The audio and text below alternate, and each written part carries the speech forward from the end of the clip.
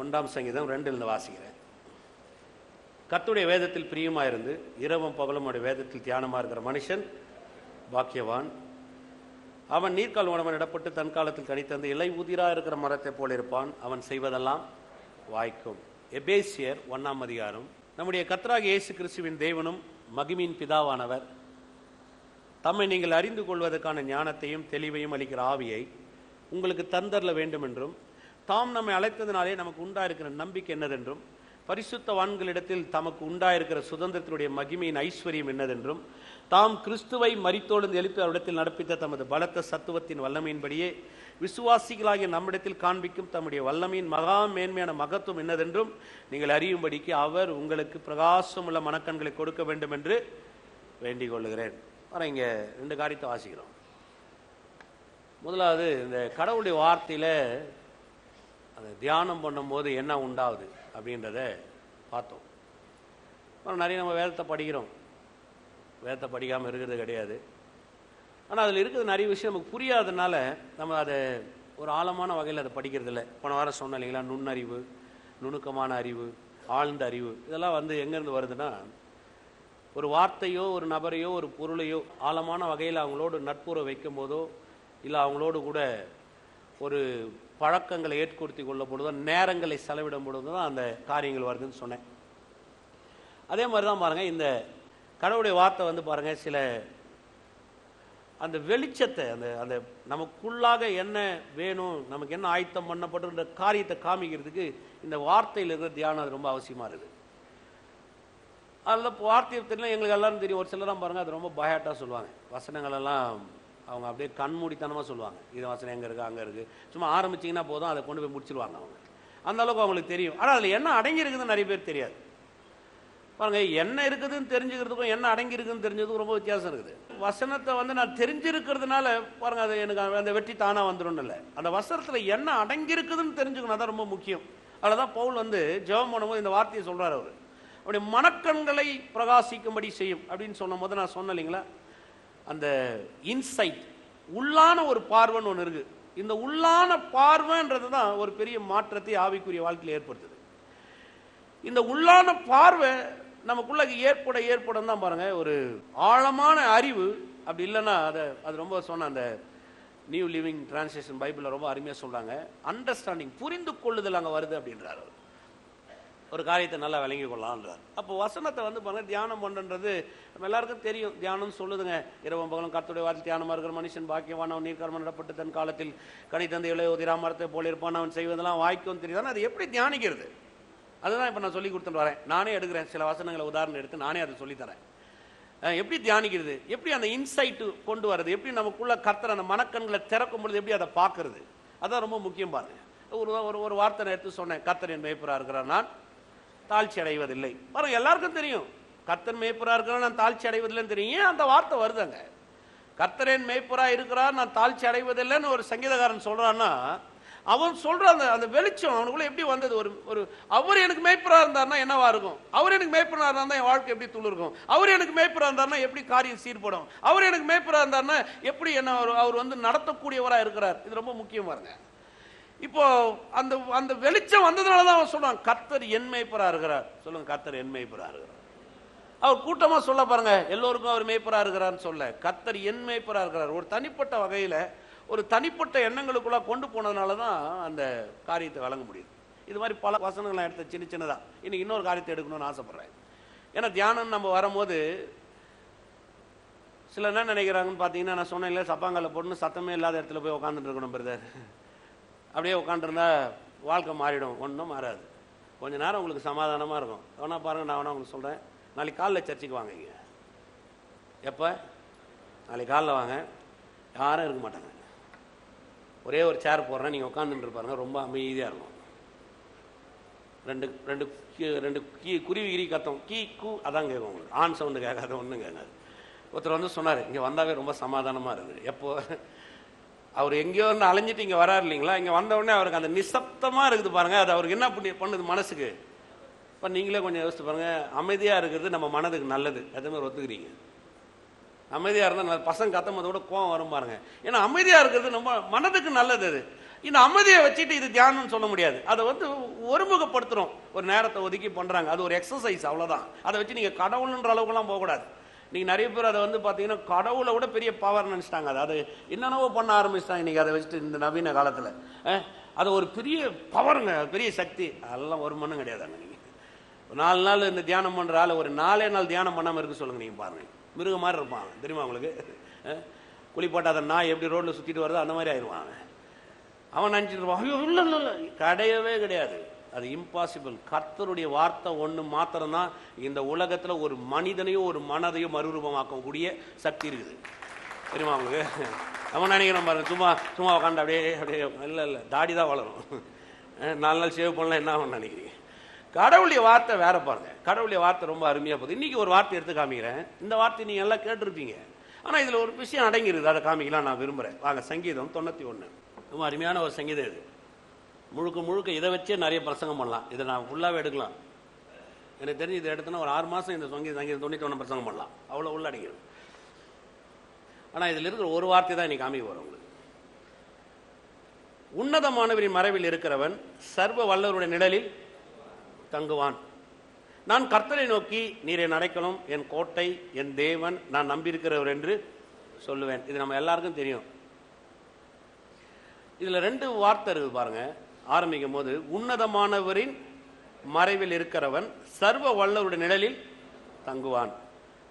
கர்த்தருக்கு இதில் 2 காரியத்தை. ஒன்று உன்னதமானவர், இன்னொன்று சர்வ வல்லவர். பாருங்க, உன்னதமானவர், சர்வ வல்லவர். உன்னதமானவர் என்ற வார்த்தை வந்து எல் எலியோ என்ற வார்த்தையை குறிக்குது. சர்வ வல்லவர் என்ற வார்த்தை வந்து எல் ஷடா என்ற வார்த்தை குறிக்குது. கர்த்தர் வந்து இந்த 2 காரியத்தையும் வச்சிருக்கிறார். இந்த முழு சங்கீதத்துமே நீங்கள் வியாக்கரணம் பண்ணணும்னு சொன்னால், இந்த சங்கீதம் 91 முழுமையாக வியாக்கரணம் பண்ணணும்னா இந்த 2 நாமங்களை புரிஞ்சுக்கிட்டா இந்த முழு சங்கீதத்தை நீங்கள் வியாக்கரணம் பண்ணலாம். ஒன்று வந்து அவர் எல் எலியோன், உன்னதமானவர். சொல்லுங்க, உன்னதமானவர். இன்னொன்று வந்து என்னன்னா சர்வ வல்லவர்.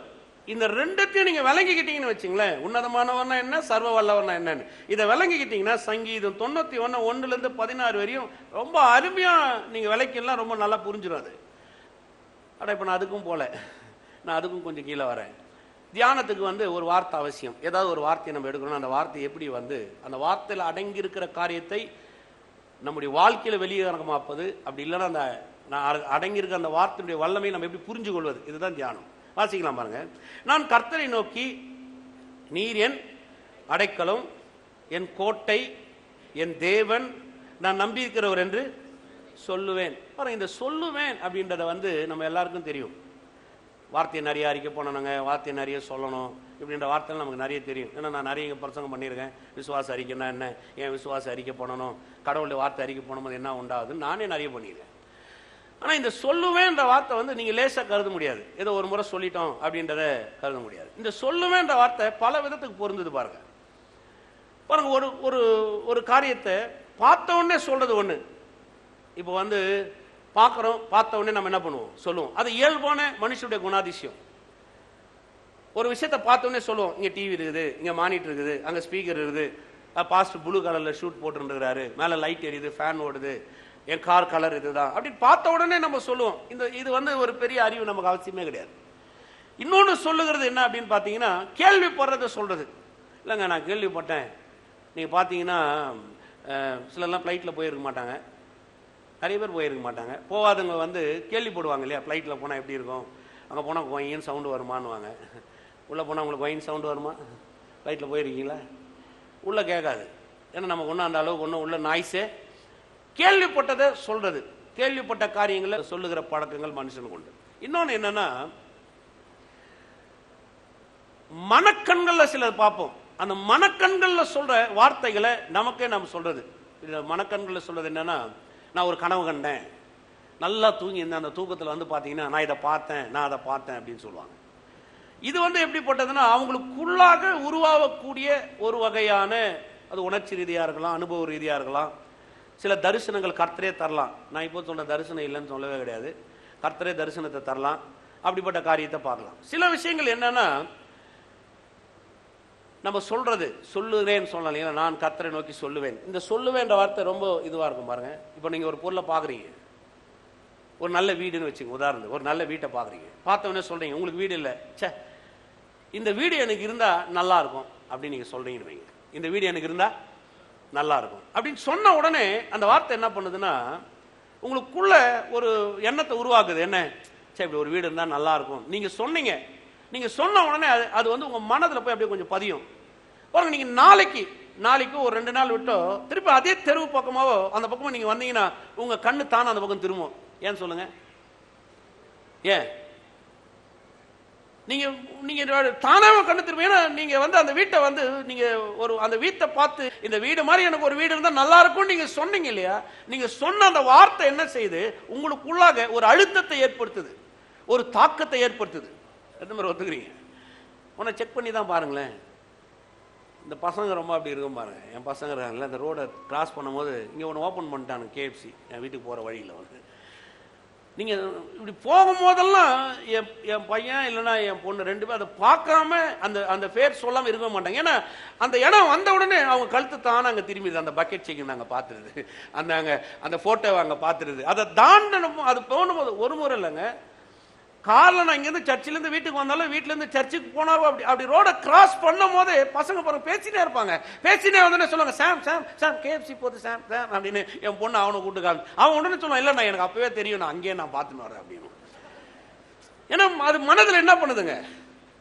அப்போ சொல்ற வார்த்தைன்றது வந்து பாருங்க ரொம்ப அருமை. இந்த சங்கீதத்தை எழுதினவர், இது வந்து மோசே எழுதின சங்கீதம். மோசே எழுதின சங்கீதம் சொல்றாரு, நான் கர்த்தரை நோக்கி நீ என் அடைக்கலம், என் கோட்டை, என் தேவன், நான் நம்பி இருக்கிறவர் என்று சொல்லுவேன். பாருங்க, நம்ம என்ன சொல்றோமோ அந்த சொல்ற பதம் அல்லது அந்த சொல்ற வார்த்தை இல்லது அந்த வார்த்தைக்குரிய உருவம் நமக்குள்ள வரும். இங்க இந்த சங்கீதத்தை எழுதினவர் சொல்றாரு, நான் கர்த்தரை நோக்கி, சொல்லுங்க கர்த்தரை நோக்கி, அப்படிதான் அவர் சொல்றாரு, நான் கர்த்தரை நோக்கி. பாருங்க, இப்ப கர்த்தரை அவர் நோக்கும் போது என்னவா நோக்கிறாருன்றதை அவர் சொல்றாரு. கர்த்தரை என்னவா இருக்கிறார் சொல்ல பாருங்க. நிறைய பேர் பாத்தீங்கன்னா இருக்கிறத சொல்றதுக்கும் எனக்கு என்னவா இருக்க போறாருன்னு சொல்றதுக்கும் ரொம்ப வித்தியாசம் இருக்கு. இப்ப அவர் கர்த்தரை நோக்கி அவர் கர்த்தரை பார்க்கிறாரு. பார்த்த உடனே கர்த்தர் பரிசுத்தர் பரிசுத்தர் பரிசுத்தன் ஏசாயா தீர்க்கதரிசி சொன்னார் பாருங்க, அதான் அவர் சொல்லல. இப்ப அவர் கர்த்தரை நோக்கி பார்த்த உடனே சொல்றாரு, கர்த்தர் என் கோட்டை அப்படின்றாரு. இப்ப கர்த்தர் கோட்டைன்னா இப்ப கர்த்தர் அவர் எப்படி பார்க்கிறாரு? கர்த்தர் எப்படி பார்க்கிறாருங்க? கோட்டையா பார்க்கிறாரு. ஒரு கோட்டை எப்படி இருக்குதோ கர்த்தர் எனக்கு அப்படி இருக்கிறார். இப்ப கர்த்தர் அப்படி பார்க்கும்போது அவர் என்ன சொல்றாரு? கர்த்தர் என் கோட்டை, கர்த்தர் என் அடைக்கலம், கர்த்தர் என் நம்பிக்கை, கர்த்தர் என் தேவன். இப்ப அவர் என்ன சொல்றாரு? அவர் என்ன சொல்றாரோ கர்த்தர் அவருக்கு அவனமாவே இருக்க விரும்புகிறார். எத்தனை பேர் விசுவாசிக்கிறீங்க? ஆமென். எல்லாத்துல பாருங்க, இந்த கணவன் மனைவி உறவுல கணவனும் மனைவியும் பேர் சொல்லி கூப்பிட மாட்டாங்க. ஒரு பெட் நேம் வச்சிருப்பாங்க, ஏதாவது ஒன்று வச்சிருப்பாங்க. பார்த்துறீங்களா? ஷாமுன்னு வாங்க, அனின்னு வாங்க, பார்த்துறீங்களா? ஏதாவது ஒன்று வச்சிருப்பாங்க, டால்னு வாங்க. இப்பெல்லாம் அப்படி கூட கூப்பிடுறதில்ல, வாடா போடானே ஆகிப்போச்சு. என்னம்மா அவன் வேலைக்கு போய்க்கிறான்னுவாங்க. யாரும்மா வேலைக்கு போயிருக்குது? அவன் தான் வேலைக்கு போய்க்கிறான், மொத்த தாலி கட்டிக்கிறான் பாரு. இப்போ அதை கேட்டு அவங்க என்ன சொல்றாங்க? ஸ்டைல்னு வேற சொல்றாங்க. இது நவீன கால உலகம் பாருங்க. சிலர் வந்து ஏன் அந்த பேர் சொல்றாங்கன்னா, அந்த பேர் அவங்க சொல்லும் போது ஏதோ ஆசைக்கு சொல்லுங்க, அந்த பேரை வந்து அவங்க உருவத்தில் வச்சு சொல்றாங்க, அவங்க எண்ணங்களை வச்சு சொல்றாங்க. அந்த பேரை அப்படி சொல்ற அந்த பேரை உச்சரிக்கும் போதே அவங்களுக்கு தெரியும் என் நபர் இப்படிப்பட்டவராக இருக்கிறார். பாருங்க, இந்த சங்கீதத்தை எழுதினவர் சொல்றாரு, கர்த்தர் என் கோட்டை. கர்த்தர் என் கோட்டைன்னா நான் உங்களை கேட்குறேன் பாருங்க, கர்த்தர் நான் கோட்டையா? நீங்கள் சொல்லுங்கள். அவர் என்ன அப்படியே கல்லெல்லாம் வச்சு கட்டப்பட்டிருக்குதா? இல்லை அவர் அதுக்கு மேலே தூக்கி ஏதாவது கலசம் வைக்கப்பட்டிருக்குதா? இல்லை பூச்சி வேலை பண்ணப்பட்டிருக்குதா? இல்லை எப்படிங்கிறார் சொல்லுங்கள். கர்த்தர் என் கோட்டைன்னா நீங்கள் யோசிச்சு பாருங்கள் எப்படிங்கிறாரு? நாங்கள் அறிவில்லாமல் பேசுகிறான் அப்படின்னு தான் நம்ம சொல்லுவோம் இல்லையே. அவர் என்ன சொல்றாரு? கர்த்தர் என் கோட்டை. அவர் சொல்றாரு, என்ன சொல்றாருன்னா, நான் கர்த்தரை எப்படி பார்க்கிறேன், அவரை என் கோட்டையா பார்க்கிறேன், அதனால தான் சொல்றேன் கர்த்தர் என் கோட்டை. இந்த சொல்ற விஷயம் என்னன்னா, நீங்க கர்த்தரை எனக்கு என்னவா இருக்கணும்னு நீங்க சொல்றீங்களோ கர்த்தர் அவ்வண்ணமாகவே உங்க வாழ்க்கையில செயல்படக்கூடியவரா இருக்கிறார். அதான் விசுவாசிக்கிறீங்க. நமக்கு இது பயிற்சி ரொம்ப கம்மி இல்லையா? நம்ம அப்படி பயிற்சி எடுக்கல. நம்ம பயிற்சியே வேற பாருங்க. நான் கூட இந்த ஹோட்டலில் சாப்பிட போயிருக்கிறேன். மெனு கார்டு கொடுப்பான். கொடுத்த உடனே அதுல என்ன இருக்குதோ அதை சொன்னா அவன் என்ன பண்ணுவான், கொடுப்பான். மீன் வறுவல் அப்படின்னா மீனத்துக்கு கையில கொடுப்பான், மீன் வறுவல் இருக்குது பிரதர் அப்படின்னு. இப்படிதான் எனக்கும் பழகி போச்சு. சில நேரத்தில் அப்படி கூட கொடுக்குறது கிடையாது. ஒரு முறை போய் ஹோட்டலில் இட்லி 2 கூடி, ஆனால் இட்லி இல்லை சார், தோசை மட்டும்தான் இருக்குது, தோசை மாவு மட்டும்தான் இருக்குது, சொன்னீங்கன்னா ஊற்றி கொடுக்குறேன். இப்போ நான் இட்லி சாப்பிட்ணுன்னு போனேன், ஆனால் அவன் கொடுக்குறத நான் என்ன பண்ண வேண்டியதாக இருக்குது, சாப்பிட வேண்டியதாக இருக்குது. ஏன்னா உள்ளே போயிட்டோம், சரி கூடியா ஒரு தோசை ஊற்றினுவா, ஏதோ ஒரு தோசை. அதில் கேட்பான், நெய் போட்டோமா போட வேணாவா, எந்த கர்மத்தையாவது ஊற்றி கொண்டு வா. ஏன்னா நீ முடிவு பண்ணிட்டேன் நான் என்ன சாப்பிடணும், நான் சாப்பிட்றது எனக்கு கிடைக்கல, சரி ஏதோ ஒன்று செஞ்சு கொண்டு வான்னு நம்ம சொல்லிடுறோம் பாருங்க. ஆனால் நான் ஒரு முறை பாருங்க, ஒருத்தர் என்ன ஒரு ஹோட்டலுக்கு கூப்பிட்டு போனார். நான் தான் ஃபஸ்ட் டைம் அவர் கூட ஹோட்டலுக்கு போகிறேன். சொன்னார், இது வித்தியாசமான ஹோட்டல், நீங்கள் வாங்கன்னு. போன உடனே அங்கே பெரிய ஒரு தொட்டி, அந்த தொட்டியில் நிறைய மீன் இருக்குது. அப்படியே மீன் இருந்த உடனே நல்லா பக்காவாக அது மீன் நல்லா நீண்டுருக்கு. அது என்ன பேர்லாம் சொல்கிறோம், இது இப்படி இருக்கும் அப்படி இருக்குன்னு நமக்கு ஒன்றும் புரியல பாருங்க. அவர் சொன்னார், என்ன மீன் வேணும் ஏன் அப்படின்னு கேட்டேன். கவரில் போட்டு ஊருக்கு நான் எடுத்துன்னு போனோமா, எனக்கு அதெல்லாம் வேணும். இல்லை சொன்னார், இதை நீ சொன்னீன்னா அப்படியே எடுத்து அப்படியே உனக்கு பொரிச்சு கொடுப்பான் அப்படின்னாரு. நான் அவரை பார்த்து சொன்னேன், ஏங்க இப்படி கிண்டல்லாம் அடிக்கிறீங்க, இப்படி நம்ம பார்த்ததே கிடையாது. சொன்னேன், இல்லை நீ சொல்லு, நீ எந்த மீன் வேணும் நீ சொல்லு, சொன்ன உடனே அது எப்படி பொரிக்கணும்னு சொல்ல அப்படியே உனக்கு பொரிச்சு தரான் அப்படின்னாரு. அதே மாதிரி பாருங்க, அங்கே அவன் நின்றுங்கிறான், தொப்பியெல்லாம் போட்டுன்றதுனா, நீங்கள் சொன்ன உடனே அந்த மீனை பிடிக்கிறான். பிடிச்ச உடனே பக்கத்தில் ஒரு பட்டன் இருக்குது, அந்த பட்டனை ப்ரெஸ் பண்ணுறான். ப்ரெஸ் பண்ண உடனே உங்களுக்கு அந்த மானிட்டில் ஒரு டைமிங் வருது, 30 minutes, 25 minutes, 22 minutes அப்படின்னு வருது. நீங்கள் டேபிளுக்கு போயிட்டீங்கன்னா நீங்கள் அந்த பிடிச்ச மீனை நீங்க என்ன மசாலா போட்டு சமைக்க சொல்றீங்களோ, எப்படிப்பட்ட டேஸ்ட் வேணும் நீங்க சொல்றீங்களோ அப்படியே செஞ்சு 20 நிமிஷத்துக்கு உங்க டேபிள்ல கொண்டு வந்து வைக்கிறான். எப்படி இருக்கும் நீங்க நினைக்கிறீங்க? இப்போ நான் அங்க போய் பார்த்து நான் சொல்ல எனக்கு எந்த மீன் வேணும், இது எந்த மசாலா போட்டு சமைக்கணும், அவன் என்னையே கேட்கறான், என்ன மசாலா போட்டு சமைக்கணும் சார், உங்களுக்கு இப்படி இந்த டேஸ்ட் வேணுமா அந்த டேஸ்ட் வேணும், என்னமோ பேர் வச்சுக்கிறான் பாருங்க. நமக்கு ஒன்றும் புரியுதில்லை. நம்ம என்ன வரும், இந்த வஞ்சர மீனை சாப்பிட்டு இங்கே இந்தியாவுக்குள்ளே சுற்றுறதுனால எனக்கு அதெல்லாம் தெரியல. அது நிறைய இருக்குது, வெரைட்டியாக இருக்குது. அது அவன் சொல்றது நம்ம புரியாது. அந்த ஆள்கிட்ட சொன்னேன், என்னை கூட்டு போனவிட்ட, நீங்களே ஆர்டர் பண்ணுறங்க, 2 பேருக்கு சேர்த்து சொல்லுங்கள், சாப்பிட்ற மாதிரி இருந்தால் ஓகே, கொஞ்சம் வித்தியாசமாக இருந்தாலும் பிரச்சனை இல்லை. அவரே ஒரு மீனை எடுக்க சொன்னார், பண்ணார், அப்படியே டைம் வச்சு அப்படியே கொண்டு வந்துச்சுப்பாங்க. அங்கே உட்காந்து கொண்டா நான் யோசிச்சு நின்றேன். நான் அவ்வளோ எனக்கு எண்ணங்கள் அப்படியே வேக்கிச்சு பாருங்க. நம்ம என்ன சொல்கிறோமோ அதை அப்படியே செஞ்சு காமிக்கிறார். அப்போ அதே தான் இவன் தியானிக்கிறான். அவன் சொல்கிறான், கர்த்தர் என் கோட்டை, என் கோட்டைன்னு அவன் சொன்னான். அவர் கோட்டை மாதிரி உங்களுக்கு நிற்கிறார் கர்த்தர். எத்தனை பேர் விசுவாசிக்கிறீங்க? இது நமக்குள்ள என்னன்னா நிறைய பேர் இது நம்ப மாட்டோம். ஏன் நம்ப மாட்டோம்னா, இது நிறைய பேர் நம்புவதற்கு ஏதுவாக இல்லை. இது அப்படியே அது அப்படியே ஆப்போசிட். அது வாசிக்கலாம் பாருங்க, வாங்க யாத்ராமத்துக்கு வாங்க. எக்ஸோடஸ் chapter 4 1வது வசனம். அப்பொழுது மோசே, அவர்கள் என்னை நம்பார்கள், என் வாக்குக்கு செவி கொடார்கள், கர்த்தர் உனக்கு தரிசனம் ஆகவில்லை என்று சொல்லுவார்கள். பாருங்க, இப்ப கர்த்தர் அவன்கிட்ட ஒன்று சொல்றாரு, போப்பா போய் சொல்லு நீனு. இப்ப மோசே என்ன சொல்றாரு, அவர்கள் என்னை நம்பார்கள். பாருங்க, இது ரொம்ப முக்கியம். நிறைய காரியங்களை நம்ம நம்புறதே கிடையாது. பாத்துறீங்களா? நீங்க நிறைய விஷயத்தை நீங்க சொல்லி பாருங்க, நிறைய பேர் அதை நம்பவும் மாட்டாங்க. ஏன்னா அது கண்ணு முன்னாடி இல்லை. ஒன்று. ரெண்டாவது, நம்ம சொல்றோம் பாருங்க, அந்த சொல்லும் போது அந்த சொல்லுகிற காரியம் அவங்களுக்கு எப்படி இருக்குன்னா, அவங்க எப்படி சொல்லி பழகி இருக்கிறாங்களோ, இல்ல அவங்களுக்கு சொல்லி எப்படி பழக்கமா இருந்ததோ அப்படிப்பட்ட காரியம் தான் அவங்களுக்கு வரும். அதனால நிறைய பேர் நம்ம நிறைய காரியத்தை சொன்னா என்ன பண்ண மாட்டாங்க, நம்பார்கள். சொல்லுங்க, நண்பார்கள்.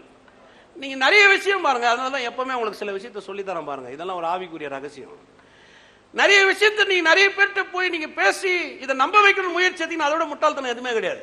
ஏன்னா அவங்க என்ன பண்ண மாட்டாங்க, நம்பவே மாட்டாங்க. அவர்கள் நம்பார்கள். அடுத்து சொல்றாங்க, என் வாக்குக்கு செவி கொடார்கள். 3வது சொல்றாரு, உனக்கு தரிசனம் ஆகவில்லை என்று. அது அவங்களுடைய ஒப்பீனியன். அவங்க என்ன நினைக்கிறாங்களோ அதை உங்ககிட்ட என்ன பண்ணுவாங்க, கொண்டு வந்து திணிப்பாங்க. இல்ல இல்ல, நான் அதை நம்ப மாட்டேன், இதுதான் அவங்க சொல்றாங்கன்னு சொல்லி அவங்க கொண்டு வந்து திணிப்பாங்க. பாருங்க, அவன் சொன்னது கரெக்ட். மோசே பேசின வார்த்தையில ஒண்ணுமே தப்பே கிடையாதுங்க. அவர்கள் நம்பார்கள். இன்னைக்கு நீங்களே கூட யோசிச்சு பாருங்களேன், கர்த்தர் ஒரு வாக்குத்தத்தத்தை உங்களுக்கு தராரு, நான் உனக்கு ஒரு வீடு தரேன்றாரு. நீங்க வீட்டில் போய் உலகத்துல போய் கர்த்தர் சொல்லியிருக்காரு, பைபிள் வாட்ச எனக்கு ஒரு வீடு கர்த்தர் தரான்னு சொல்லியிருக்கிறார். உடனே என்ன சொல்லுவாங்கன்னு நினைக்கிறீங்க?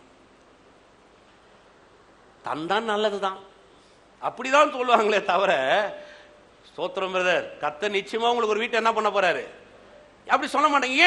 ஏன்னா அது நம்ப அவங்களால முடியாது. ஏன் அவங்க நம்ப முடியலன்னா, அவங்க இந்த வார்த்தைகள்ல பயிற்சியே கிடையாது. அவங்க அப்படி அவங்க பார்க்கல கடவுளை. அவங்க கர்த்தர் அவங்க மனதில் அப்படிப்பட்ட எண்ணத்தின் உடையவளா இல்லை. அவங்க மனதில் அப்படி கர்த்தர் எண்ணத்தை உடையவளா அவங்க சொல்லி அவங்க பார்த்திருந்தா நீங்க சொல்லும் போது அவங்க அதை பார்க்கறதுக்கு ஏதுவா இருக்கும், இல்லைன்னா அதை நம்பறதுக்கு ஏதுவா இருக்கும். சொல்றது விலகுதா அவங்களுக்கு? நிறைய பேர் அப்படி நம்ப மாட்டாங்க. ரெண்டாவது சொல்றாரு பாருங்க, என் வாக்குக்கு செவி காதே கொடுக்க மாட்டாங்க. நீங்க பேச பேச அவங்க பாட்டு என்ன நினைப்பாங்க நினைக்கிறீங்க? அதெல்லாம் கண்டுக்கவே மாட்டாங்க. அதுல ஒரு மரியாதை கூட இருக்காது. மூணாவது சொல்றாரு பாருங்க, கர்த்தர் உனக்கு தரிசனம் ஆகவில்லை என்று அவர்கள் சொல்லுவார்கள். மூணாவது ஆப்போசிட்டா வரான். இதெல்லாம் என்ன நினைக்கிற, நீ சொல்றது ஒண்ணுமே ஒத்து வராதுன்னு அவங்க ஒன்னும் உள்ள மனதை வச்சுக்கிறாங்க பாரு, அதை கொண்டு வந்து உங்ககிட்ட சொல்லுவாங்க. ஆனா நான் சொல்றேன் பாருங்க, மோசே என்ன சொன்னானோ அதுதான் கர்த்தர் சொன்ன வார்த்தை. எதுவுமே விசுவாசிக்கிறீங்க? கர்த்தர் உங்களை விடுதலை ஆக்குவார்னு சொன்னா கர்த்தர் உங்களை விடுதலை ஆக்குனார். விடுதலை ஆக்குனாரா இல்லைங்களா? ஏன்னா மோசே சொல்றதுக்கும் அந்த ஜனங்க சொல்றதுக்கு என்ன வித்தியாசம்னா, இப்ப மோசே கர்த்தர் சொன்னதை தன் காதல கண்ணால பார்த்துட்டதுனால இப்ப மோசேக்குள்ள ஒரு பெரிய வரைபடம் வந்துருச்சு. அதை போய் அப்படியே சொல்லணும்னு நினைக்கிறார். அப்படி இப்ப அந்த ஜனங்களை பத்தி உள்ள இருக்கிறதுனால இப்ப கர்த்தர்கிட்டே சொல்றாரு, அவங்க நம்பார்கள், அவர்கள் எனக்கு செவி கொடார்கள், அவங்க அவங்க கர்த்தர் எனக்கு தரிசனம் ஆகவில்லை என்று அவர்கள் சொல்லுவார்கள். அவங்க 1000 சொல்லிட்டாங்க, நீங்க என்ன சொல்ல வரீங்க? அதான் என்னுடைய கேள்வி. நீங்க இந்த உலகத்துல உங்களை குறித்து 1000 சொல்லட்டும், கர்த்தர் உங்க வாழ்க்கையில நன்மையை செய்ய மாட்டான்னு உலகத்துல 1000 சொல்லட்டும், உனக்கு வாழ்க்கை கிடைக்காதுன்னு உலகத்துல சொல்லட்டும், உனக்கு நன்மையே உண்டாகாதுன்னு உலகத்தான் சொல்லட்டும், 1000 பேர் 1000 சொல்லட்டுங்க. நான் சொல்றேன், நீங்க கர்த்தரை குறித்து என்ன சொல்றீங்க? எதுவும் விசுவாசிக்கிறீங்க இல்ல பிரதர்? அவங்க சொல்றது வேணாங்க, நான் என்ன சொல்ல வரேன், நீங்க நம்புறீங்களா? நீங்க கர்த்தரை குறித்து என்ன சொல்றீங்க? நீங்க கர்த்தரை எப்படி பேசுறீங்க? நீங்க உங்க மனதில் கர்த்தரை குறித்து என்ன படம் இருக்குது? அவர்கள் நம்பார்கள், எனக்கு அந்த அவசியமே கிடையாது. நீங்க கர்த்தரை நம்புறீங்களா? எதுவுமே விசுவாசிக்கிறீங்க? அவங்க ஒத்துக்க மாட்டாங்க, எனக்கு அது அவசியமே கிடையாது. அவங்க அது அங்கீகரி, அது எனக்கு அவசியமா இருக்கு. நீங்க நம்புறீங்களா?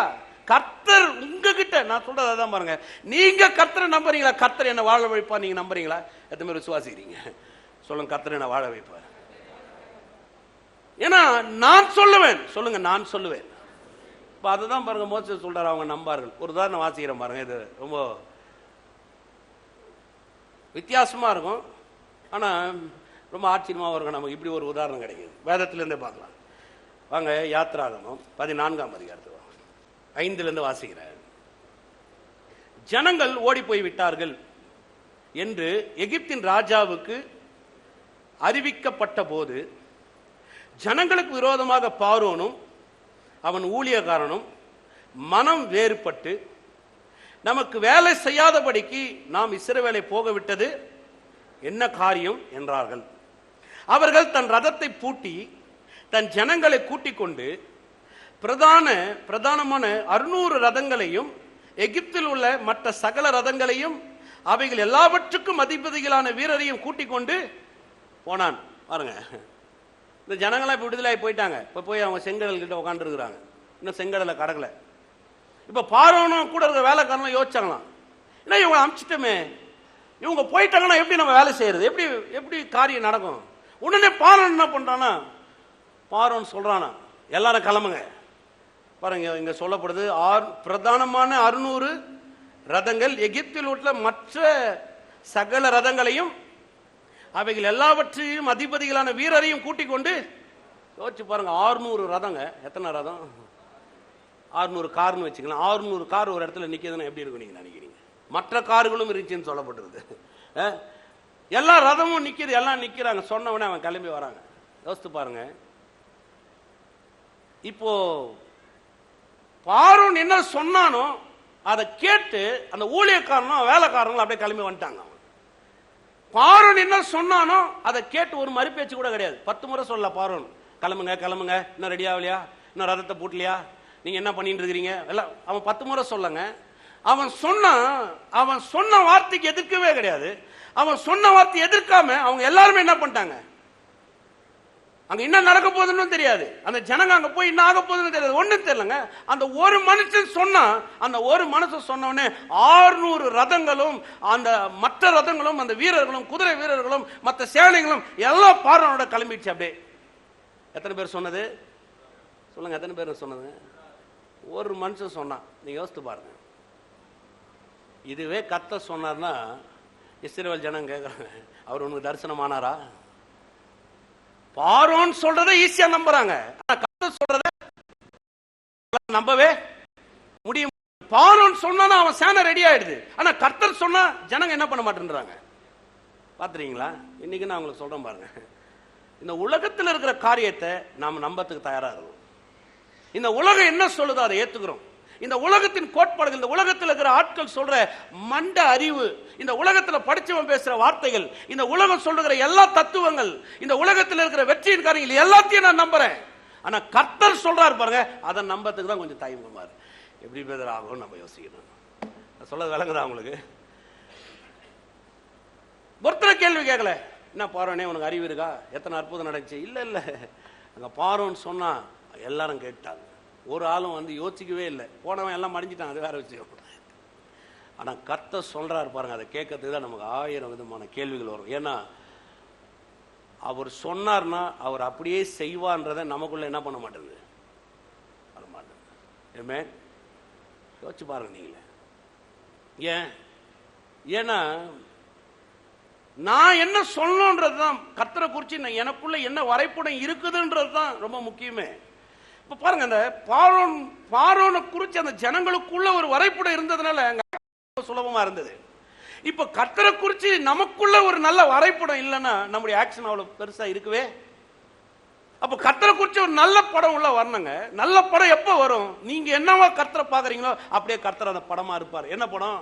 அவர் சொன்னா பாருங்க, கர்த்தர் என் கோட்டை, அப்படியே அந்த படத்தை உள்ள வச்சார். கர்த்தர் என் அடைக்கலம், கர்த்தர் என் துருகம், கர்த்தரை நான் நம்பி இருக்கிறேன், கர்த்தனை என் ரட்சனை கொம்பு. இப்ப அந்த படம் உள்ள வரும்போது நீங்க என்னவா இருக்கிறீங்களோ கர்த்தர் அப்படியே செயல்படுவார் என்ற நிச்சயம் உங்களுக்குள்ள வர ஆரம்பிச்சோம். ஆமென். ஏன் பார்வோன் சொன்னா அப்படியே அவங்க நம்பினாங்கன்னா, பார்வோன் ஒரு ராஜா, அந்த ராஜா சொன்னா நம்ம போனோம், அந்த ராஜா சொன்னா அவன் சிறைப்பிடிச்சுன்னு வந்துருவான், அந்த ராஜா சொன்னா அப்படியே நடக்கும். அவனை அவங்க அப்படியே மனதுக்குள்ள அவ்வளவு ஒரு அதிகாரம் உள்ளவனா வச்சிருக்காங்க. அதனால அவன் சொன்னா அவங்க அப்படியே செயல்பட்டு காமிச்சாங்க. அவன் ஒண்ணுமே கிடையாது. கர்த்தர் எவ்வளவு பெரிய ஆளு யோசிச்சு பாருங்க. அவர் சொல்றாரு, நான் சொல்ல ஆகும், நான் கட்டளையிட என் கைக்கு தப்புவிப்பார் ஒருவரும் இல்லை. இப்ப நான் அதை உள்ள கொண்டு வர வேண்டியதா இருக்கு. எப்படி? இப்ப நான் என் வாயை திறந்து எனக்கு அவர் என்னவா இருக்கிறான்றதை என்ன பண்ணி ஆகணும். நமக்கு நிறைய பாருங்க, இந்த அப்படிப்பட்ட அறிவு ரொம்ப கம்மி, ரொம்ப கம்மி. நம்ம வந்து சுயமா சில காரியத்தை யோசிச்சு சுயமான வகையில கர்த்தரை கொண்டு வரணும். அதுதான் ரொம்ப முக்கியம். என் கர்த்தர் எனக்கு இப்ப விதமான வகையில் இருக்கிறார்ன்ற ஒரு வெளிப்பாடு, அந்த மனக்கண், அந்த இன்சைட் வரணும், உள்ளுக்குள்ள வரணும் பாருங்க. அப்படி வர ஒரு பார்வை தான் வெற்றிக்கு ஒரு பெரிய உந்துகோலா இருக்கும். உதாரணம் சொல்றேன் பாருங்க. இந்த தம்பி சினிமா பார்த்துட்டு வரான், பார்க்க மாட்டான் நான் நினைக்கிறேன். சரி, உதாரணத்துக்கு இவன் சினிமா பார்த்துட்டு வந்து இவங்கிட்ட கதை சொல்றான். இப்ப அதே சினிமாவை பார்த்துட்டு வந்து இன்னொருத்தன், அந்த தம்பி அதே சினிமா பார்த்துட்டு திரும்ப இவங்கிட்ட கதை சொல்றான். இப்ப இவன் சொல்ற கதை அவன் சொல்ற கதை எப்படி இருக்கும்னு நினைக்கிறீங்க? ஒரே மாதிரி இருக்குமா, வேறுபட்டு இருக்குமா? நீங்க எனக்கு சொல்லுங்க. நீ அப்ப வேற படமா சொல்லுங்க, வேற படமா? சரி, இப்ப இந்த தம்பி மூணாவது உட்காந்துக்கிற தம்பி அவன் சினிமா பார்த்துட்டு அதே சினிமா பார்த்துட்டு இவங்கிட்ட கதை சொல்றான். இப்ப நீங்க என்ன நினைக்கிறீங்க? இப்ப இவன் 3 சினிமாவை பார்த்திருப்பானா இல்ல ஒரே சினிமாவை பார்த்திருப்பானா? நீங்க கொஞ்சம் யோசித்து பாருங்க. 3 பேரும் பார்த்தது ஒரு சினிமா, ஆனா இவன் பார்த்தது 3 சினிமா. ஏன்னா 3 பேரும் விதவிதமா சொல்லியிருப்பாங்க.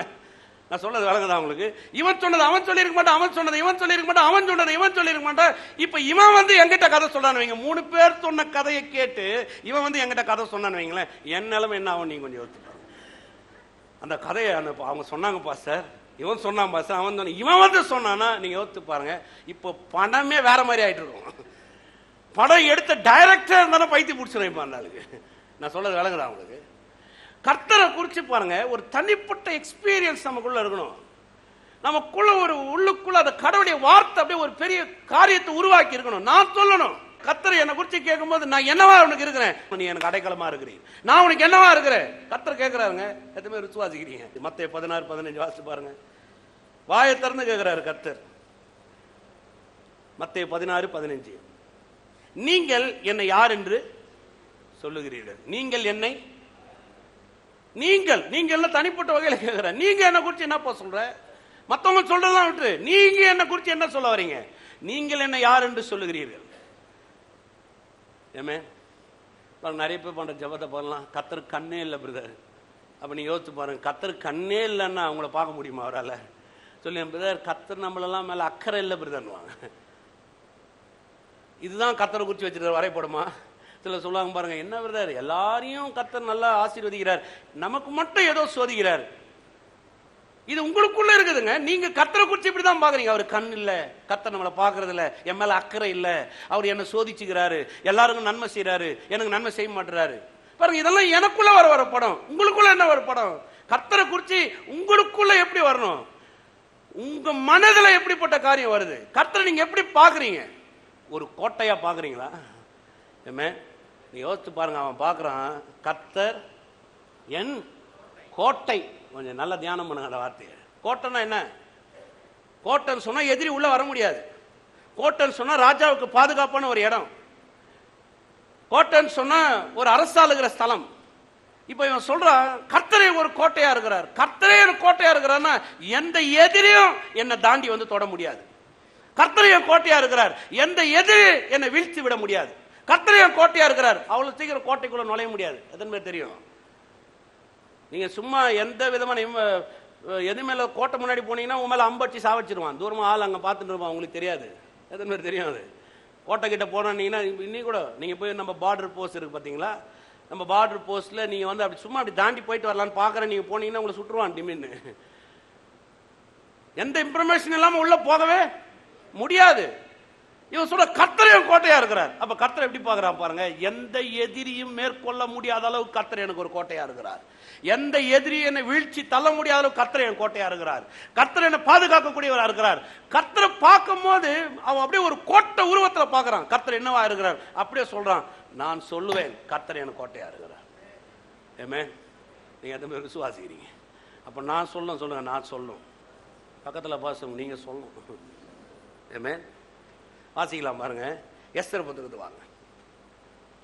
எஸ்தர் 4ஆம் அதிகாரம் 10 வாசிக்கிறேன்.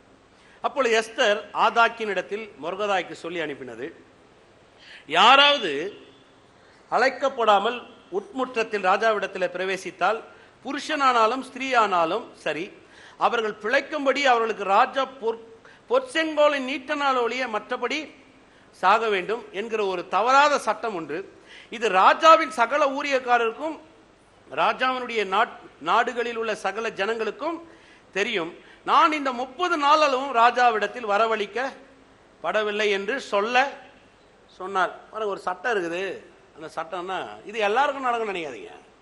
உலகத்தில் இருக்கிறவ எல்லாருக்கும் நடக்கும் இல்ல. இது அனுமதிக்கப்படுவர்களுக்கு மாத்திரம் தான் நடக்கும். ராஜா அனுமதிக்காம யாருமே ராஜா கிட்ட என்ன பண்ண முடியாது, பேச முடியாதுங்க. ராஜா அனுமதிக்க முடியல, யாரும் ராஜா கிட்ட வரவே முடியாது. இப்போ எஸ்தர் இந்த விஷயத்தை சொல்லி அனுப்புறா மொர்தெகாய்கிட்ட, போய் சொல்லுங்கப்பா இந்த மாதிரி போக முடியாது, ராஜா அனுமதித்தால் வழியே பேச முடியாது. பாருங்க, நான் உங்களுக்கு கேட்கிறேன், நான் ஏன் சொல்லணும்னு சொல்றோம். நான் ஏன் சொல்லணும்னா, இது உலகத்தானுக்கு நடக்காது, ஆனா உங்களுக்கு எனக்கு நடக்கும். உலகத்தான் இதை நம்ப மாட்டான், ஆனா நீங்களும் நானும் நம்பலாம். உலகத்தானுக்கு இதுக்கு வேலை செய்யாது, ஆனா உங்களுக்கு எனக்கு 100% வேலை செய்யும். எதை மாதிரி விசுவாசிக்கிறீங்க சொல்லுங்க. எனக்கு அனுமதிக்கப்படுது. பக்கத்துல பார்த்து சொல்லுங்க, உங்களுக்கு அனுமதிக்கப்படுது. நீங்க என்னவா நினைக்கிறீங்களோ, உங்க வாழ்க்கையில கர்த்தர் உங்களுக்கு என்னமா இருக்கணுமோ, கர்த்தர் உங்க வாழ்க்கையில என்னவா செய்யணுமோ அதை நீங்க தைரியமா சொல்லலாம். ஏன்னா அது உங்களுக்கு அனுமதிக்கப்பட்டிருக்குது. அதே மாதிரி விசுவாசிக்கிறீங்க. ஏன்னா சந்தேகமே இருக்கக்கூடாது இல்லையா? ஐயோ நான் எப்படி சொல்ல முடியும், நான் அப்படி சொன்னா கர்த்தர் எனக்கு அவ்விதமாவே செயல்படுவாரா, நான் அப்படி சொன்னா கர்த்தர் எனக்கு அவ்விதமாவே இருப்பாரா? கர்த்தரே சொல்றாருங்க. அதை கர்த்தரே சொல்ற, நான் உங்களுக்கு என்ன செய்ய வேண்டும் என்று நீங்கள் விரும்புகிறீர்கள். புதிய ஏற்பாடுல வாட்சி பாருங்க போய், நான் உனக்கு என்ன செய்ய வேண்டும் விரும்புகிறாய். ஒரு கூடங்கிட்ட போட்டு அப்படிதான் கேட்கிறேன், நான் உனக்கு என்ன செய்யணும்னு விரும்புறேன். ஏன்னா அனுமதிக்கப்பட்ட ஜனங்கிட்ட தான் கர்த்தருக்கு உரையாடவே முடியும். கர்த்தர் சொல்றாங்க, நான் உனக்கு செய்ய உனக்கு அனுமதி கொடுத்துருக்கிறேன், நீ இப்ப சொல்லு, நான் என்ன சொல்றேன், நான் உனக்கு என்னவா இருக்கிறேன் நீ சொல்லு, அவ்விதமா நான் உனக்கு காரியத்தை செய்யறேன்றார். ஏமே அதுக்கப்புறம் பாருங்க, ஒரு பெரிய யுக்தி. என்ன யுக்தினா, இப்போ நான் சொல்றத ராஜா செய்யணும், நான் சொல்றத ராஜா செய்யணும். இப்ப எஸ்தர் அதுக்கு தான் போறா. இப்போ நான் சொல்றத ராஜா செய்யணும்னா நீங்க யோசிச்சு பாருங்க, முதல்ல அந்த ராஜாவை தனக்குள்ள நான் யாருன்றதை கொண்டு வரணும். அப்பதான் நான் சொல்றத ராஜா என்ன பண்ண முடியும், செய்ய முடியும். சட்டம் போட்டாச்சு. இப்போ ஆமோன் ஒரு பெரிய வேலை செஞ்சுட்டு இருக்கிறான். நீங்க 5ஆம் அதிகாரத்தில் வாட்சி பார்த்தீங்கன்னா, அவன் 50 முழத்துல ஒரு பெரிய தூக்கு மரத்தையே தயார் பண்ணிட்டான். இப்போ எஸ்தர் போறா, செங்கோல் நீட்டியாச்சு, அனுமதிக்கப்பட்டாச்சு. இப்போ எஸ்தர்கிட்ட அந்த ஆகாஸ்வர் ராஜா கேட்குறான், எஸ்தர் உனக்கு என்ன வேணும் கேளு, என் ஆஸ்தியில பாதி வேணுமா கேளு அப்படி. ஆகாஸ்வர் கேட்கிறான், என்ன வேணும் கேள். எஸ்தர் கேள், என்ன வேணும் கேள், என் ஆஸ்தியில ராஜ்யத்துல பாதி உனக்கு நான் தரட்டுமா, என்ன வேணும் கேள். உடனே பாருங்க எஸ்தர் டக்குன்னு அப்படியே ராஜா கிட்ட வாயை திறந்துல பாருங்க. ராஜா கிட்ட இன்னொன்னு சொல்றா, ஆமான் இந்த விருதுக்கு வர சொல். 5வது வசனம் வாசிச்சு பாருங்க, 5ஆம் அதிகாரம் 5வது வசனம். அப்பொழுது ராஜா எஸ்தர் சொற்படி செய்ய, சொல்லுங்க எஸ்தர் சொற்படி செய்ய வருது அந்த வார்த்தை. எஸ்தர் சொற்படி, எஸ்தர் யாருங்க, இவர் ராஜா. இப்ப எஸ்தர் சொற்படி செய்ய. இப்ப ஆமான் என்ன பண்ணிட்டான், ஒரு பெரிய கங்கணம் பண்ணிட்டான். இப்ப அந்த விருந்துக்கு வரதுக்கு முன்னாடி ஆமான் பெரிய 50 முழம் ஹைட்ல ஒரு பெரிய தூக்கு மரத்தை செஞ்சு அங்க ரெடியா வச்சுட்டான். முருகதாய் அதுல தொங்க விட போறான். இப்ப ராஜா இருக்கிறான். இப்ப ஆமான் வந்து வார்த்தையை சொல்லணும், இப்ப எஸ்தர் வார்த்தையை சொல்லணும். இப்ப 2 பேரும் சொல்லணும். இதுல யார் சொல்ற வார்த்தை நிறைவேறுதோ அதுதான் அங்க பலன், அதுதான் பதில். எப்படி இருக்கும் நீங்க யோசிச்சு பாருங்க. நம்மளா தான் என்ன சொல்லுவோம் யோசிச்சு பாருங்க. அதனால நம்ம பேச்சே கேட்க மாட்டாங்க. அந்த ஆமான் பின்னாடியே சுற்றுவாங்க. நம்ம சொன்னாலும் அவன் காதலியே வாங்கிக்க மாட்டான். ஆமான் என்ன சொல்றோம்னா இவன் ஆமான் சாமி போடுவாங்க. ஆனா எஸ்தர் அப்படி யோசிக்கலங்க. பாருங்க எஸ்தர் கூப்பிடுறா, கூப்பிட்ட உடனே அந்த விருந்து கொண்டு வராங்க. எஸ்தர் சொற்படி செய்ய, சொல்லுங்க எஸ்தர் சொற்படி செய்ய. எஸ்தர் என்ன சொன்னாலும் அது அப்படியே நடந்துச்சு பாருங்க.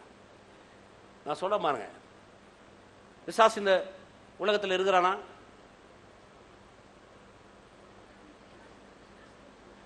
இங்க இல்ல, நான் துரத்திடுவேன், பயப்படாதீங்க. உலகத்தில் பிசாசு இருக்கிறானா? சொல்லுங்க இருக்கிறானா? தூக்குமரம் இருக்குதா? வியாதி இருக்குதா?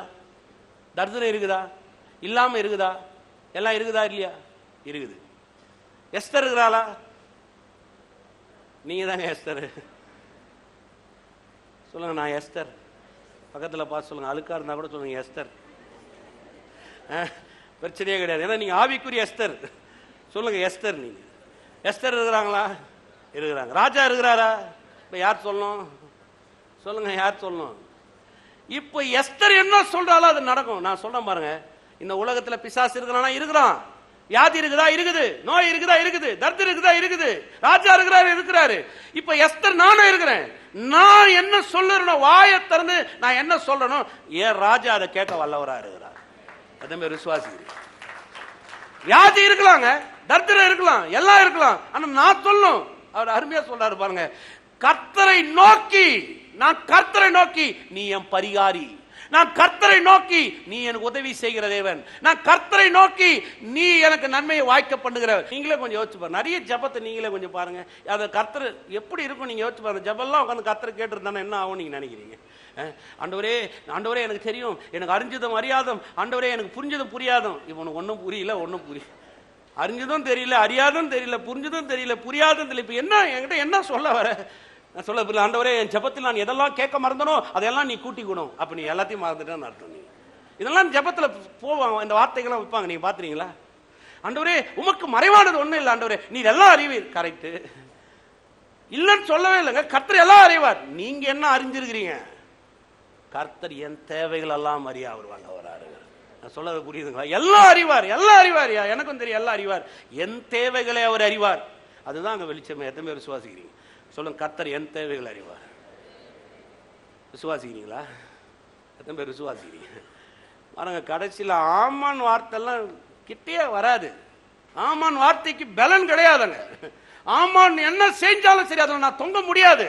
ஏன்னா கர்த்தருடைய வார்த்தை, நான் என்ன சொல்றேனோ அதை தான் கர்த்தர் எனக்காக செய்து முடிக்கக்கூடிய தேவனா இருக்கிறார். ஆமென். எஸ்தர் அதே நாட்டுக்கு கீர்த்தியும் புகழ்ச்சியுமா கர்த்தர் மாத்தி காமிச்சார். எத்தனை பேர் விசுவாசிக்கிறீங்க? அல்லேலூயா. ஆமான் காணாம போயிட்டான். வாழ்க்கையில் பிரச்சனை எல்லாம் கொஞ்ச நாள் காணாம போயிடும். கொஞ்ச நாள்ல பார்த்தீங்கன்னா பெருசா தெரியும், தூக்கு மரம்லாம் அப்படியே பெருசு பெருசா காமிக்கிற மாதிரி இருக்கும். ஆனா கர்த்தர் உங்களுக்கு கோட்டையா இருக்கிறார். எத்தனை பேர் விசுவாசிக்கிறீங்க? நிறைய பேர் கர்த்தர் அப்படி பார்க்கறதே கிடையாது. பயம் வேற பாருங்க. கிட்ட நெருங்கினா அடிச்சிருவாரா? சில நேரத்துக்கு உள்ளுக்குள்ள ஒரு நல்ல எண்ணமே இருக்காது. நான் இப்போ உங்களோட சொல்றேன் பாருங்க, பிள்ளைங்களை கூட உங்கள் பிள்ளைங்களை கூட உங்களை குறித்து ஒரு நல்ல வரைபடம் இல்லைன்னு வச்சுங்களேன், உங்கள் பிள்ளை வெளியில் போக சொல்லுவோம், எங்கள் அப்பா சில நேரத்தில் பரவாயில்ல, சில நேரத்தில் நீ பார்த்தீங்கன்னா அந்த ரேஞ்சரில் அந்த கலர் ரேஞ்சர் வரும் தெரியுமா, விளையாட்டில் கார்ட்டூனில் வரும், அது ஒரு வில்லன் பேர் வரும், எனக்கு ஞாபகம் இல்லை. சில நேரத்தில் என் பையனை நான் திட்டினா அவன் சொல்லுவான், நீ அவன் தான் அப்படின்வான். எனக்கு அது ஞாபகம் வரல பாருங்க. அவன் பார்ப்பான், அதில் 5 ஹீரோ இருப்பாங்க, ஒன்று ப்ளூ, ஒன்று ரெட்டு, ஒன்று எல்லோ, பவர் ரேஞ்சர். அதில் ஒரு வில்லன் வருவான், அவன் பேர் என்ன அது தெரியுமா? அந்த பவர் ரேஞ்சர் ஒரு வில்லன் இருப்பான் பாருங்க. இவனை போய் நான் அடிக்க போகும்போது சொல்லுவான், ஏன்னா அவன் மனதில் இப்போ உடனே அவனுக்கு பவர் ரேஞ்சர் ஞாபகம் வந்துருச்சு பாருங்க. நம்மளை அடிக்கிறவன் வந்து வில்ல, அவன் கெட்டவன், உடனே அவன் சொல்லுவான், நீ பவர் ரேஞ்சில் வர வில்லம் பா. நீ பார்க்கலாம், போய் பவர் ரேஞ்சர் பாருங்க.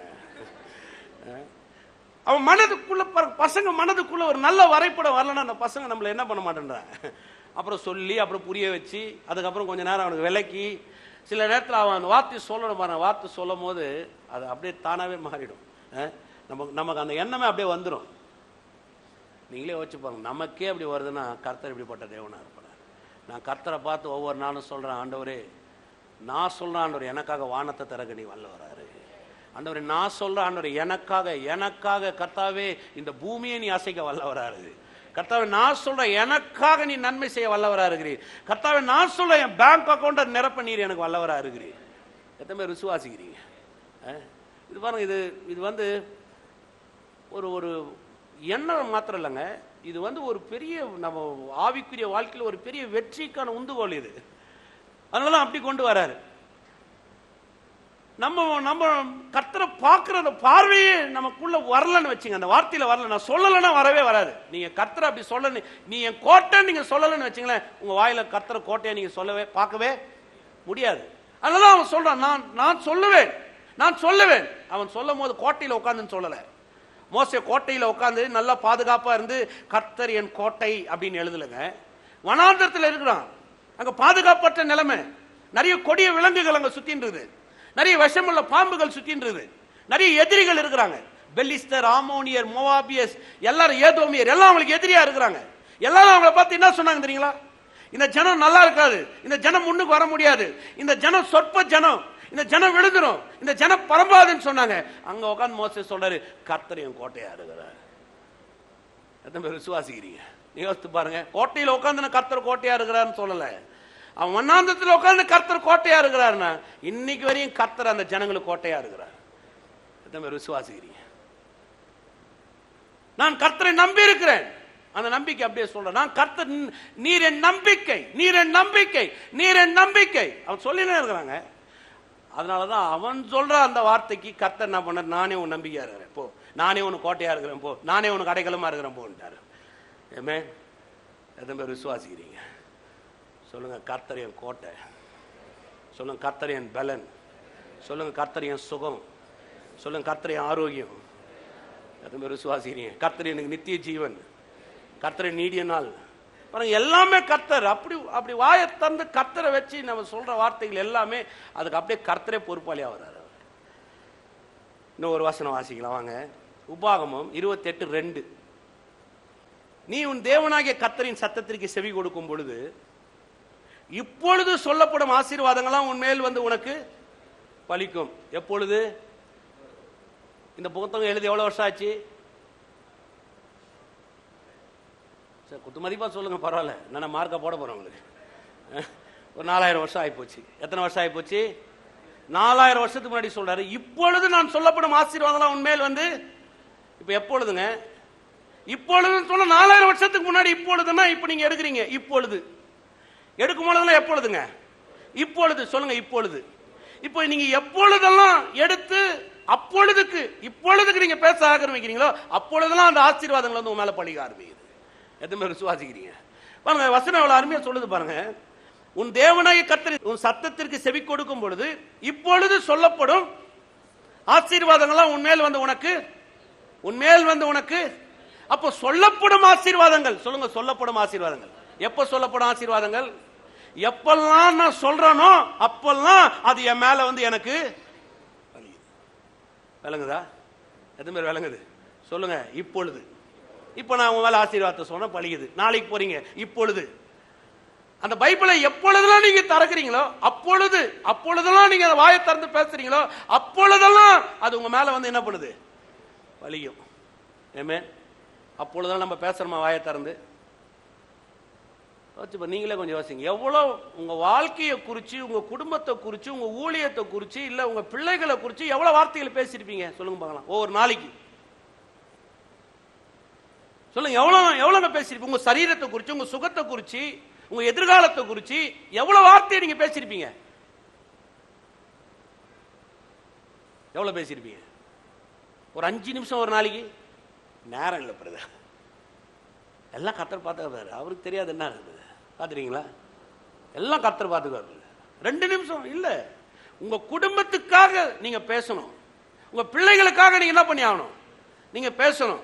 எஸ்தர் யூத குலத்துக்காக பேசினாங்க. அப்பொழுது அவ பேசும்போது அவ மேல வந்து அது பழிச்சிச்சு. ஒத்துக்கிறீங்க? அப்ப அவ பேசாம இருந்திருந்தா யார் பேசியிருப்பாங்க? ஆமான் பேசியிருப்பான். அவ பேசலாம். யார் பேசியிருப்பாங்க? நீங்களே கொஞ்சம் யோசிச்சு பாருங்க. எப்பெல்லாம் நீங்க வசனத்தை பேசினே இருக்கிறீங்களோ அப்பெல்லாம் நான் உங்களுக்கு சொல்றேன், பிசாசு பேசவே முடியாது. எப்பெல்லாம் நீங்க உங்க குடும்பத்துக்காக, உங்க பிள்ளைக்காக, உங்க எதிர்காலத்துக்காக, உங்க நன்மைக்காக, உங்க செழிப்புக்காக, உங்க உயர்வுக்காக எப்பெல்லாம் நீங்க பேசுறீங்களோ அப்பெல்லாம் உங்க மேல வந்து அது பழியுது. எது பேர் விளங்குது? அதனாலதான் பாருங்க, இது நான் சொல்லுங்க, கர்த்தர் சொல்றாரு, இப்பொழுது சொல்லப்படும் ஆசீர்வாதங்கள்லாம் உன் மேல் வந்து உனக்கு பலிக்கும். அதனாலதான் பாருங்க, ஒவ்வொரு யூதமும் இன்னைக்கும் போய் யூதருடைய பாரம்பரியத்தை கொஞ்சம் படிச்சு பாருங்க.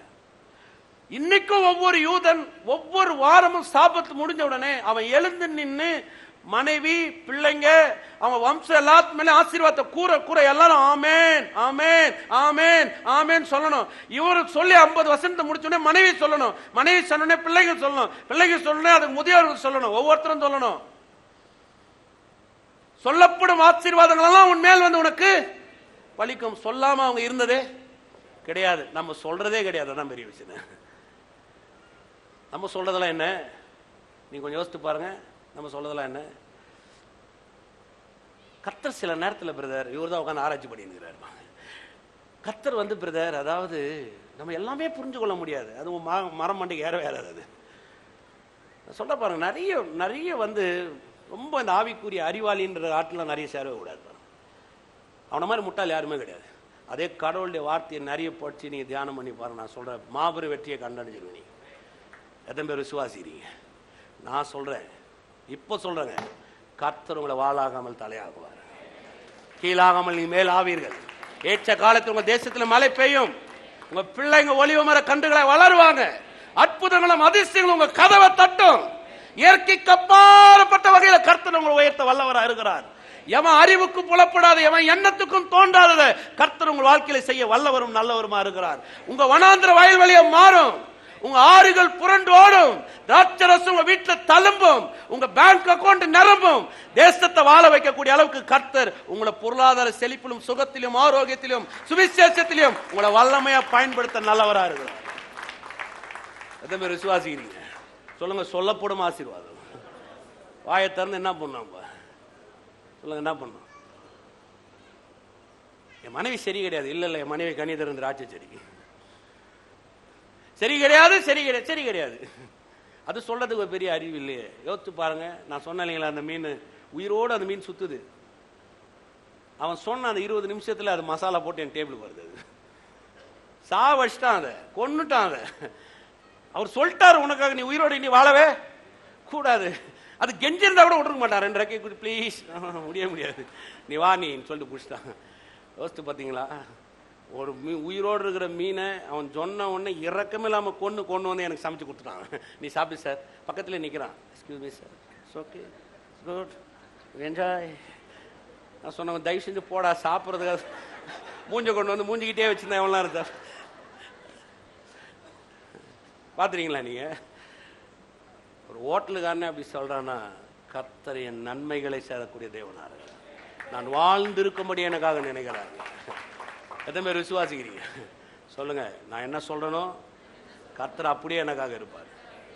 கர்த்தரை பார்க்கணும், அப்படியே பார்க்கணும். கரன்சி நோட்டு மாதிரி பார்க்கணும் கர்த்தரை. அப்படியே இதை கூட 4 பேர் தப்பா எடுத்துக்கோங்க பாருங்க. கர்த்தரை போய் கரன்சி நோட்டுன்ட்டாருங்க. கரன்சி நோட்டை பார்க்காதனால தான் கர்த்தர்கிட்ட போய் கெஞ்சி, ஆண்டவரே ஆண்டவரே வாடகை, ஆண்டவரே ஆண்டவரே அது வீட்டுக்காரன், ஆண்டவரே. நீங்க அப்படியே கரன்சியா பார்த்து கர்த்தர் பாருங்க, அப்படியே அப்பா ஓ ஐஸ்வர்யத்தின் சம்பனரா இருக்கிறார். அவரே சொல்றாரு, நான் ஐஸ்வர்யத்தின் சம்பனம். அப்படியே பார்க்கணும், கர்த்தாவே உம்மால் ஆகும். அல்லேலூயா. நான் சொல்றேன் பாருங்க, வானத்தை கிழிச்சு கர்த்தர் கொட்டுறாடுறது இந்த உலகம் பார்க்க தான் போகுது பாருங்க.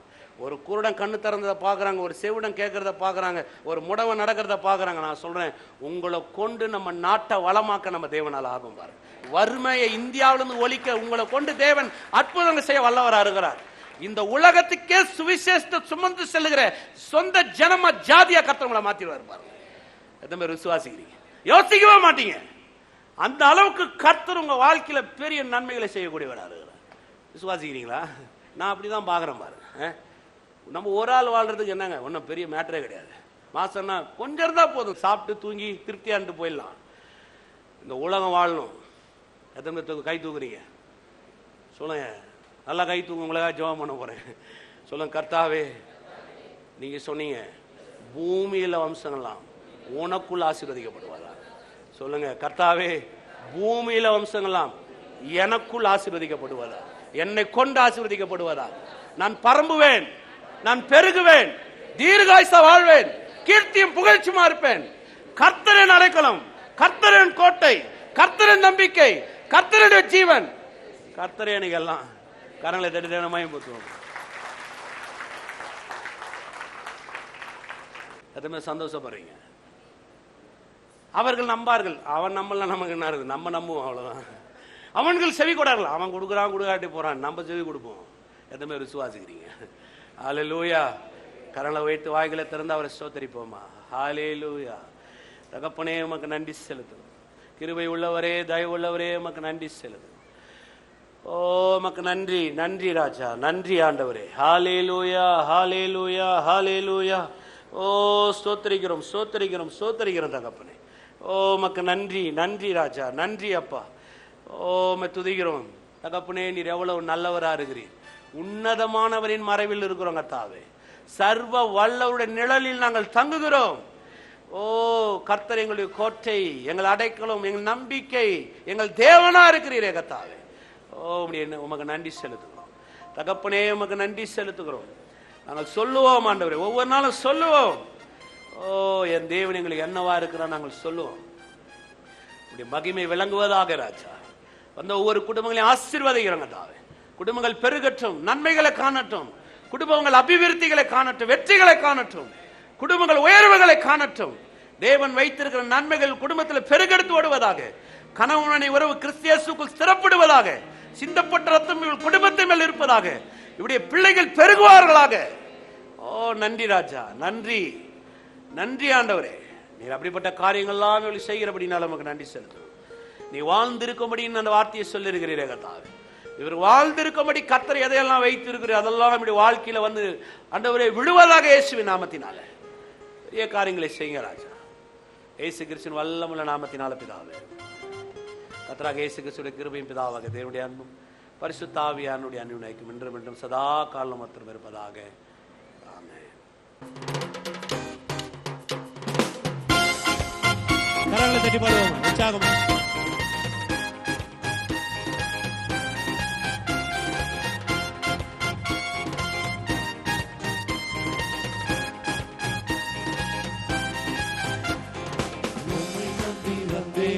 வெட்கப்படல, உம்மையை என்னை கைவிடல.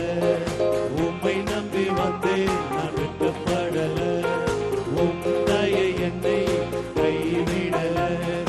வெறும் கையாய் நான் கடந்து வந்தேன், இரு பரிவாரங்கள் எனக்கு தந்தீர். வெறும் கையாய் நான் கடந்து வந்தேன், இரு பரிவாரங்கள் எனக்கு தந்தீர்.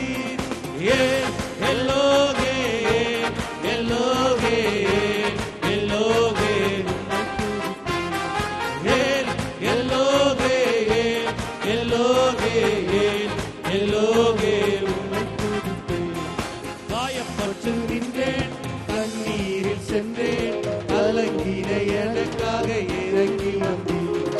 காயப்பட்டு நின்றேன், தண்ணீரில் சென்றேன், கலங்கின எனக்காக